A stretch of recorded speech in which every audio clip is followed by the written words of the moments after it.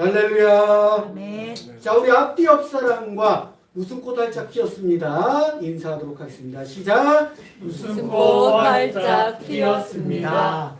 그렇습니다. 이 추운 겨울에도 웃음꽃은 활짝 피는 그런 한 주 하루가 되시길 주님의 이름으로 기도하겠습니다. 자, 우리 이 시간 말씀 전하기 전에 바른 자세 한번 체크하도록 하겠습니다. 자세를 이렇게 올바르게 하시고 지난 말씀 기억나십니까? 지난번 누군가 널 위해 기도하네란 제목으로 말씀을 전했습니다. 요한복음 17장 8절에서 9절 말씀으로 3분 말씀을 보고 오시겠습니다. 그러면 원래 3분 말씀이 쫙 나와야 돼요. 근데 3분 말씀이 없습니다. 오늘은 3분 말씀이 없어가지고 아까 저도 오늘 3분 말씀이 올라와 있겠지 하고 딱 봤는데 없더라고요. 그래서 우리 그 인터넷 그 유튜브 담당하시는 우리 김미성 목사님에게 제가 연락을 했더니 안 받으세요. 못 받으시나 보죠. 그쪽 이제 예배를 드리고 있어서 원래 이제 올라오시면 전에 이게 제가 저한테 연락을 줘요. 3분 영상 올렸습니다. 이렇게.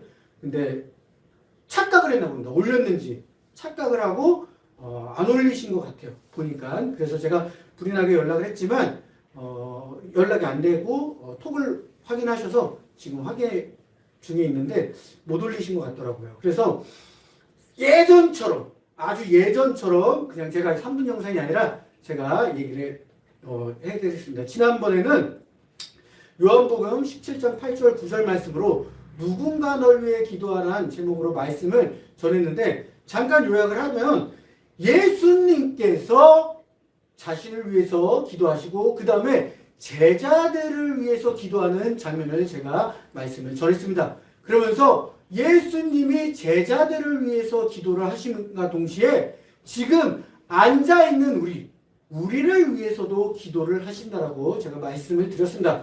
그래서 우리가 힘들고 어려울 때 나만 기도하는 것이 아니라 지금 앉아 계신 성도님들을 위해서 누군가 널 위해 기도한다고요? 바로 예수님께서 우리를 위해서 기도하고 있다라고 제가 말씀을 전했습니다. 그래서 우리가 그냥 기도 나만 하는 것이 아니라 우리가 기도할 때도 분명히 누군가를 위해서 기도할 때가 있고 누군가 생각나서 기도할 때가 있고 또 누군가가 나한테 기도 요청을 해서 기도할 때가 있다고 제가 말씀을 드렸습니다. 그러면서 중보 기도를 예수님도 하셨고 제자들도 했고 우리들도 중보 기도를 누군가를 위해서 기도를 하고 있다고 제가 말씀을 드렸습니다.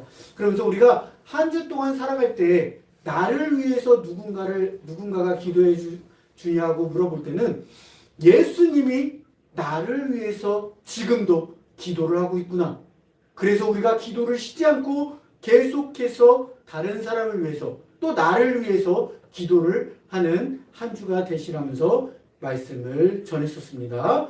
자, 그렇다면 오늘 본문 제목을 한번 다 함께 읽겠습니다. 시작. 세례. 네, 짧습니다. 한 번 더 읽겠습니다. 시작. 세례. 네, 오늘 본문은 마태복음 3장 13절에서 17절 말씀입니다. 잠깐 요약을 해보면 오늘 본문에서는 예수님이 공생애를 시작하기 전 세례 요한에게 찾아가 세례를 받으시고 세례를 통해 하늘이 열리고 성령이 비둘기같이 내려 예수님께 임하시며 하늘로부터 소리가 있어 예수님이 하나님의 사랑하는 아들이시며 기뻐하는 자라고 선포되는 말씀을 볼 수 있습니다. 우리가 13절부터 보도록 하겠습니다. 이때에 예수께서 갈릴리로부터 요단강에 이르러 요한에게 세례를 받으려 하시니 이때에는 예수님께서 내가 이제 스스로 사역을 시작해야겠다가 아니에요. 예수님께서 시작한 것이 아니라 하나님의 때를 말씀하고 계시고 있다는 것입니다. 예수님은 자신의 사역을 하나님의 때에 맞춰서 시작을 하였고 예수님의 뜻이 아닌 하나님의 뜻에 맞춰서 움직이고 계심을 우리가 알 수 있다는 것입니다. 예수께서 요한에게 세례를 받으려 하시니 예수님은 세례 요한에게 찾아가 세례를 받고 공생애를 시작하려 하십니다. 세례 요한을 찾아가 세례를 받는 이유는 예수님이 하나님의 보내심을 받고 이 땅에 오셨지만 이 땅에서도 하나님의 뜻에 따라 움직이시고 하나님의 말씀대로 구약의 성취와 하나님께 대한 순종을 보여주기 위해서 세례 요한에게 찾아가 세례를 받는 장면을 볼 수 있다는 것입니다. 우리가 말라기에서 보시면 예수님보다 앞서 길을 준비하시는 사자가 있다고 말씀하고 있고요. 또한 이사야에서 세례 요한이 예수님보다 먼저 광야에서 여호와의 길을 예비할 것이다 라고 예언을 하는 장면을 찾아볼 수 있습니다. 말라기 3장 1절과 마태복음 11장 14절이 이어지는 장면을 볼 수 있고요. 이사야 40장 3절과 마태복음 3장 3절이 이어지는 모습을 볼 수 있습니다. 찾아보겠습니다. 말라기 3장 1절 말씀 보겠습니다. 만군의 여호와가 이르노라 보라 내가 내 사자를 보내리니 그가 내 앞에서 길을 준비할 것이요 또 너희가 구하는 바 주가 갑자기 그의 성전에 임하시리니 곧 너희가 사모하는 바 언약의 사자가 임하실 것이니라.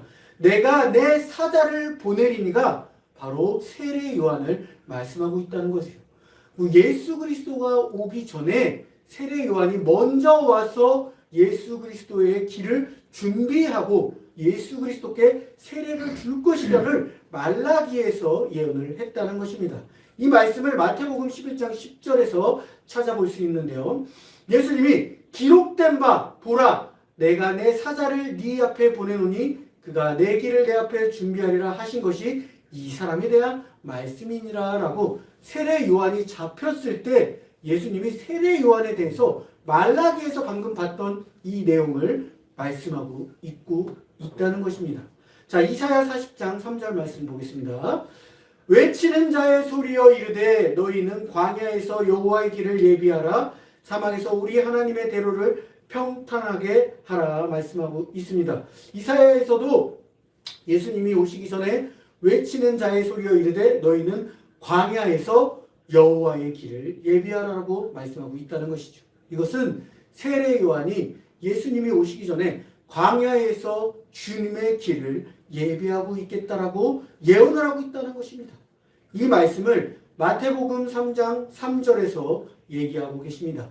그는 선지자 이사야를 통하여 말씀하신 자라 일러스되 광야에 외치는 자의 소리가 있어 이르되 너희는 주의 길을 준비하라 그가 오실 길을 곧게 하라 하였느니라 말씀하고 있다는 것이죠.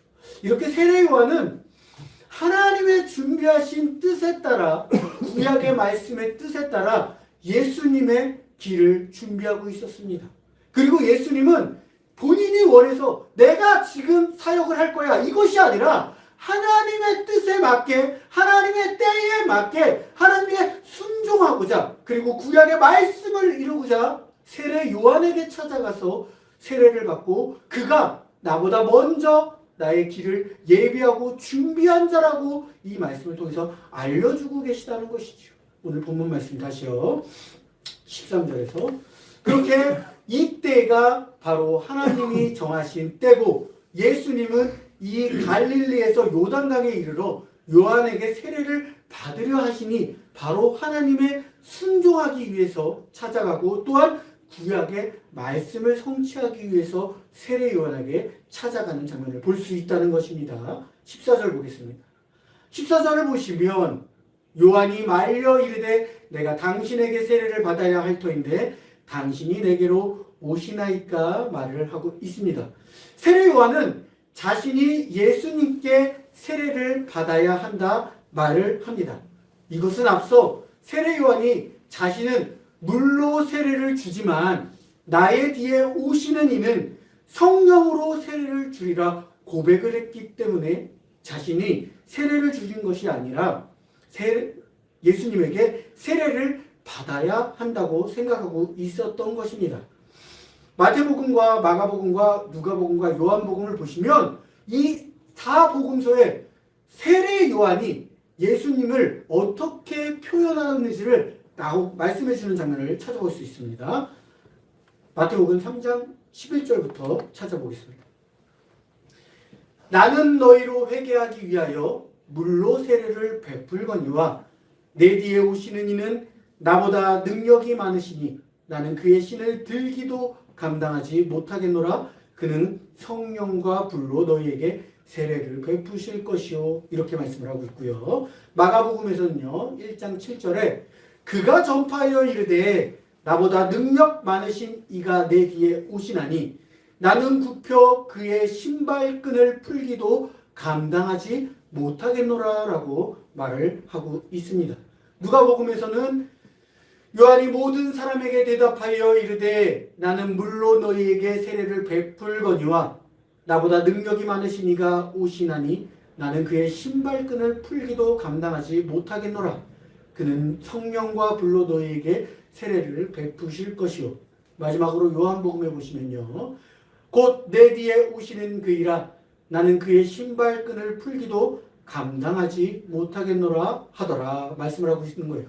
세례 요한이 예수님보다 먼저 앞서서 세례를 베풀고 있지만 자신은 그 뒤에 오시는 예수님보다 자신은 물로서 세례를 지면 그 뒤에 오시는 성령과 불로서 세례를 주고 계시기 때문에 나는 그의 신발끈조차도 풀기 힘드노라 라고 고백을 하는 장면을 볼 수 있다는 것이죠. 세례 요한은 이렇게 자신의 뒤에 오는 메시아 즉 예수 그리스도가 성령과 불로 세례를 주는 것을 알고 있었다는 것입니다. 그래서 예수님이 오시자마자 그는 예수님이 자신에게 세례를 베풀라라고 말씀을 하시지만 그는 거부하는 모습을 볼 수 있다는 것이지요. 15절 보시겠습니다. 15절 보시면 예수께서 대답하여 이르시되 이제 허락하라. 우리가 이와 같이 하여 모든 일을 이루는 것이 합당하니라 하시니 이에 요한이 허락하는지라. 세례 요한은 처음에 거부했습니다. 그러자 예수님께서는 이제 허락하라고 말씀하십니다. 왜 허락을 하냐? 우리가 이와 같이 하여서 모든 일을 이루기. 그러니까 예수님은 사역을 할 때 혼자 하는 사역이 아닌 모든 일을 이루는 것이 합당하니라 함께 하는 사역을 이때부터 말씀을 하고 계셨다는 것입니다. 그래서 예수님이 이 땅에 오신 거는 혼자 오셨지만 사역을 하실 때에는 혼자 사역을 하신 것이 아니라 이미 세례에서부터 모든 것이 함께 너희와 합당하게 의를 이룰 것이라고 말씀하고 있다는 것입니다. 그리고 나서 세례를 받으시고 제자들과 함께 사역하는 모습들을 볼 수 있었다는 것입니다. 그래서 이 당시에도 예수님이 혼자 사역을 하러 나가신 게 아니라 제자들과 함께 사역을 했고 지금도 교회가 목자 혼자 교회를 이끌어 나가는 것이 아니라 성도님들과 함께 교회를 이끌고 나가야 한다는 것입니다. 그러면서 예수님은 16절에 이렇게 말씀을 하십니다. 예수께서 세례를 받으시고 곧 물에서 올라오실새 하늘이 열리고 하나님의 성령이 비둘기같이 내려 자기 위에 임하심을 보시더니 17절도 함께 갈게요. 하늘로부터 소리가 있어 말씀하시되 이는 내 사랑하는 아들이요 내 기뻐하는 자라 하시니라. 이 말씀은 하나님이 예수님께서 세례를 받으실 때에 성부, 성자, 성령이 함께 하심을 보여주고 있는 말씀을 볼 수 있다는 것입니다. 16절에 다시 보시면요. 예수께서 세례를 받으실 때 곧 물에서 올라오실새 이것은 이 당시에는 침례를 말하고 있어요. 우리도 세례를 줄 때 침례교회에서는 아직도 그 침례식이라고 해서 침례장이라고 해서 세례를 줄 때 그 세례받는 성도님들을 물속에 담갔다가 꺼내는 장면을 볼 수 있습니다.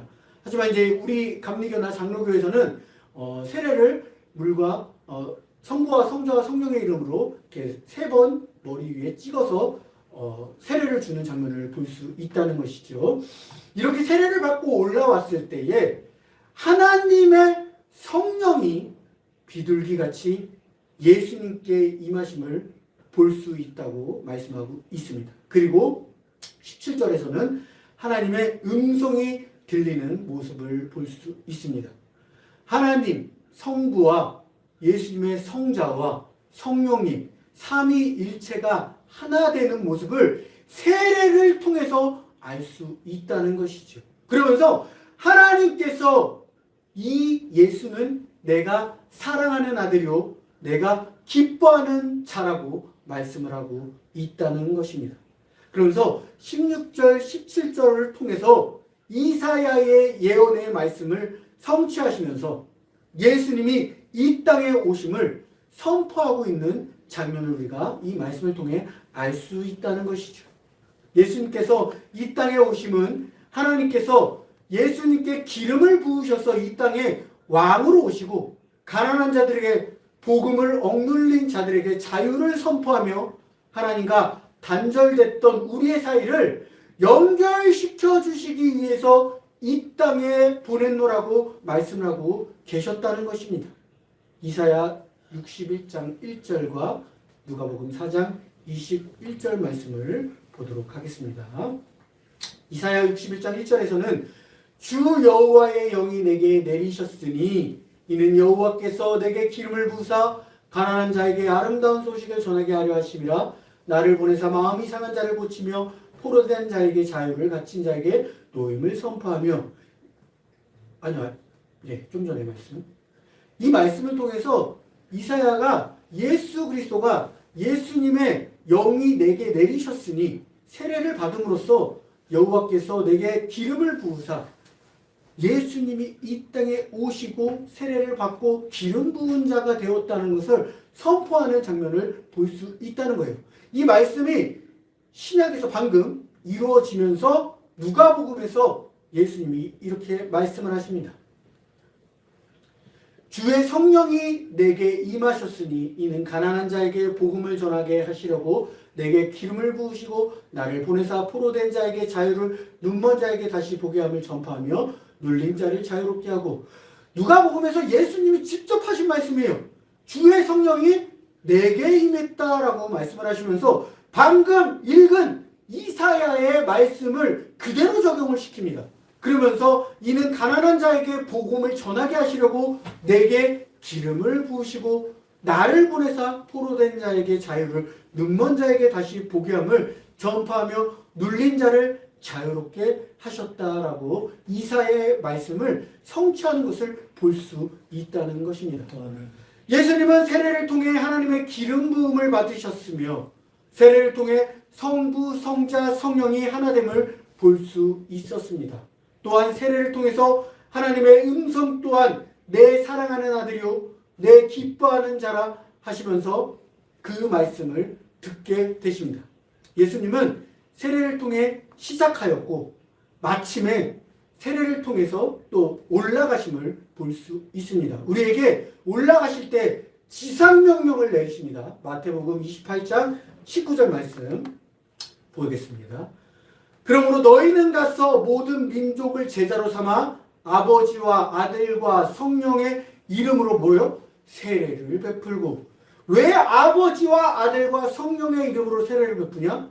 예수님이 세례를 받았을 때 아버지와 아들과 성령의 세례를 받았기 때문에 삼위일체의 하나님의 세례를 받았기 때문에 아버지와 아들과 성령의 이름으로 세례를 베풀라라고 예수님이 직접 말씀을 하시고 승천하는 장면입니다. 예수님이 공생애를 시작하셨을 때 세례를 받고 시작하셨고요. 그리고 승천하셨을 때 이 땅에 그 사역을 자선하시고 다시 승천하셨을 때 너희가 아버지와 아들과 성령의 이름으로 세례를 베풀라라고 말씀을 하시고 올라가는 말씀을 볼 수 있다는 것입니다. 그래서 세례로 시작해서 세례로 마무리하는 모습을 볼 수 있다는 것이지요. 그러면서 저는 이 본문 말씀을 준비하면서 은혜 받은 내용은 세례였습니다.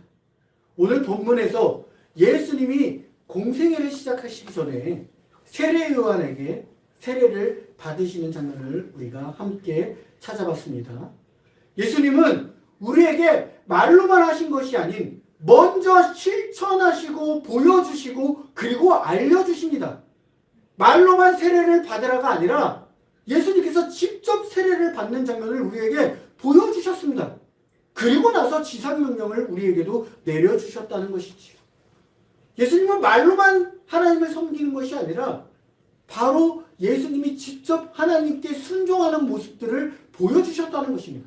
그리고 예수님이 제자들의 발을 씻기시면서 내가 했던 것처럼 너희도 섬기라 말씀을 하고 있다는 것입니다.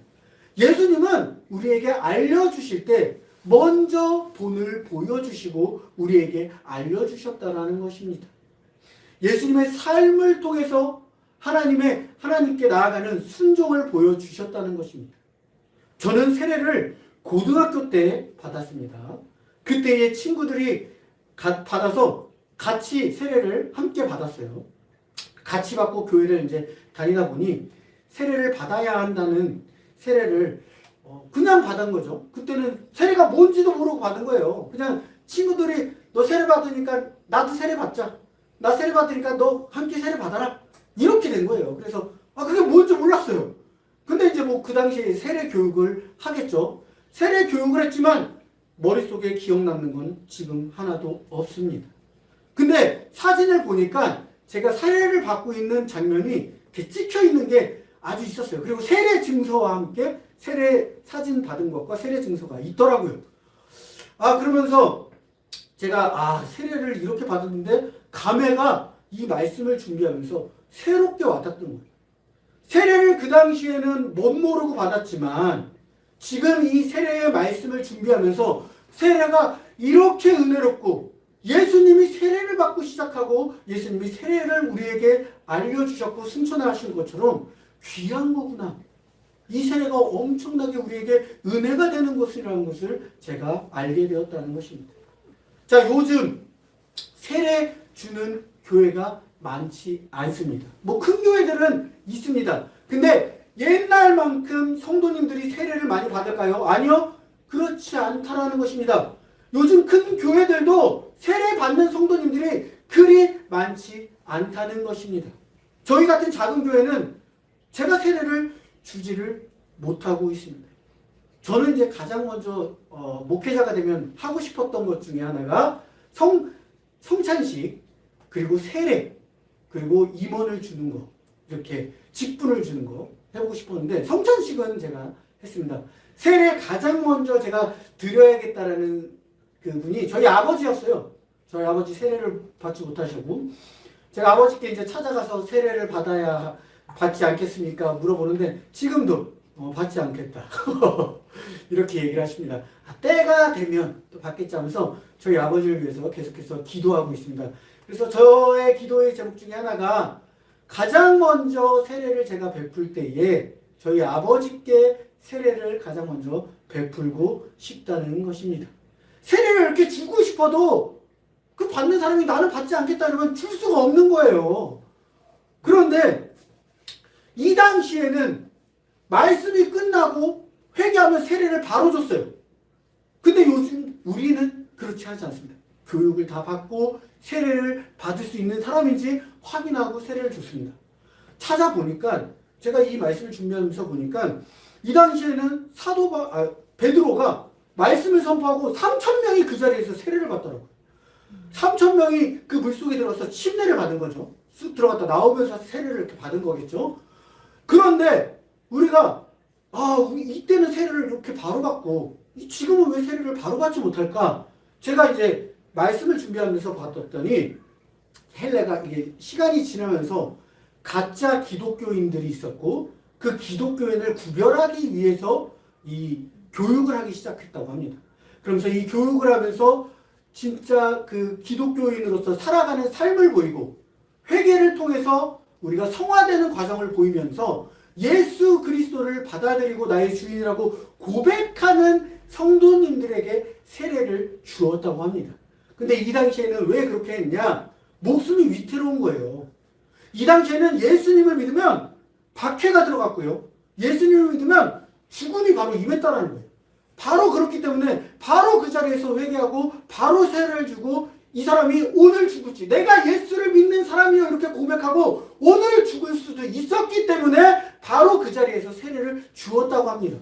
근데 그런 나라들이 있습니다. 바로 북한과 예수님을 믿지 않는 나라들이 바로 그렇게 그 자리에서 교육 없이 세례를 고백하면, 내가 죄인이고 예수 그리스도를 믿겠습니다 고백하면 그 자리에서 바로 세례를 준다고 합니다. 제가 며칠 전에 그 신의 악단이라는 영화가 있습니다. 요즘 이제 엄청나게 유행하고 있는 영화인데 북한에 대한 이야기입니다. 북한에서 그들이 그 예배를 드리면, 부흥회를 드리면 나라에서 돈을 주겠다고, 그러니까 다른 나라에서 지원을 해주겠다고 하는 조건으로 이 예수님을 찬양하는 악단을 만듭니다. 그래서 그들이 남한에서 이렇게 하고 있으니 너희들도 이렇게 연기를 해라. 그래서 그들이 그 하나님을 찬양하는 악단을 만듭니다. 그 악단을 만드는데 이제 임무를 줘요. 너는 남한에서 했던 것처럼 너는 주여 주여 삼창을 외치고, 너는 열심히 그 방언을 하고, 너는 열심히 성경을 읽고, 너는 열심히 흔들어라. 막 이렇게 임무를 다 주면서 그들이 그 임무에 대해서 열심히 연습을 합니다. 근데 그 연습을 하는 과정에 진짜 하나님을 만나게 되는 그 북한 사람들이 있고, 하나님을 알게 돼가는 북한 사람들의 장면을 볼 수 있다는 것입니다. 그러면서 그들이 그 북한 사람들이 예수님을 믿을 때에 마지막에는 처단을 하라고, 사형을 시키라고 말하는 장면을 볼 수 있다는 것이죠. 그런 북한 사람들이 지금도 예수를 믿으면, 교회는 있어요, 북한에도. 거기 나오는 게 대동강 교회라고 교회가 나오는데, 교회가 있습니다. 하지만 진짜 예수님을 믿으면 사살을 할 수 있는 곳이 바로 북한입니다. 그래서 그들이 예수님을 고백하고 믿는다라고 했을 때 우리나라처럼 세례 교육을 받는 것이 아니라 바로 그 자리에서 세례를 준다는 것입니다. 그래서 그 세례를 받고 그들이 또 예수님을 전파했을 때 언제 죽을지 모르기 때문에, 언제 잡혀갈지 모르기 때문에 그들에게 바로바로 이 말씀처럼 세례를 주고 있다는 것입니다. 북한뿐만이 아니라 유대교에서도 유대인이 하나님을 믿고 복음이 변화되면은 그렇게 바로바로 세례를 준다고 합니다. 왜냐하면 유대교에서 예수를 믿는다 그러면 진짜 돌로 맞고 돌로 쳐 죽이거나 그 사람을 배척해서 그 사람의 가족까지 몰살을 시킨다고 말을 하고 있다는 것이죠. 그래서 예수를 믿는다는 것은 이 당시에도 바로바로 목숨을 내걸고 내가 예수를 믿습니다 고백하면서 세례를 받고 있다는 것입니다. 지금 우리 앉아 계신 성도님들, 세례를 받은 성도님들이 분명히 계실 것입니다. 근데 우리는 어느덧 그 세례가 잊혀져 가고 있어요. 이렇게 귀한 세례, 목숨을 바쳐서 우리에게 준 세례라는 것인데 그것이 어느덧 잊혀져 가고 있다는 거예요. 그래서 세례의 그 기쁨, 세례의 그 은혜, 세례의 축복, 그것을 어느덧 다 잊혀져 가고 살아가고 있다는 것입니다. 우리는 세례를 받은 하나님의, 예수님의 제자라는 것입니다. 그 세례를 받았을 때 어땠죠? 성부와 성자와 성령의 이름이 예수님께 있고요. 예수님께서 뭐라고 말씀하셨죠? 성부와 성자와 성령의 이름으로 너희가 세례를 받을 거라고 얘기를 했다는 것입니다. 우리 안에 그러면 성부와 성자와 성령이 계시다는 거예요. 세례를 받은 우리는 성부와 성자와 성령이 함께 하시기 때문에 나됨으로 사는 것이 아니라 예수 그리스도와 아버지와 성령의 이름으로 살아가야 한다는 것입니다. 그런데 잊고 살아요. 세례받은 자인데 세례받은 것을 어느 순간 잊고 산다는 것입니다. 그렇기 때문에 오늘 이 말씀을 통해서 내가 언제 세례를 받았지? 또 이 세례를 받은 내가 지금 어떻게 생활을 하고 있지? 정말로 이 세례를 목숨과 같이 받고 생활하는 사람들이 있다는 것을 우리가 기억을 해야 된다는 것입니다. 그러면서 이번 한 주 살아갈 때에 내가 이 세례를 받았으니 이 세례를 정말로 소중히 은혜롭게 여기시고 정말로 내 안에 세례로 인해서 다시 거듭나고 다시 태어나는 저와 생명나무의 피임 웃음꽃교회 성도님 되시길 기도하겠습니다. 네. 기도하겠습니다.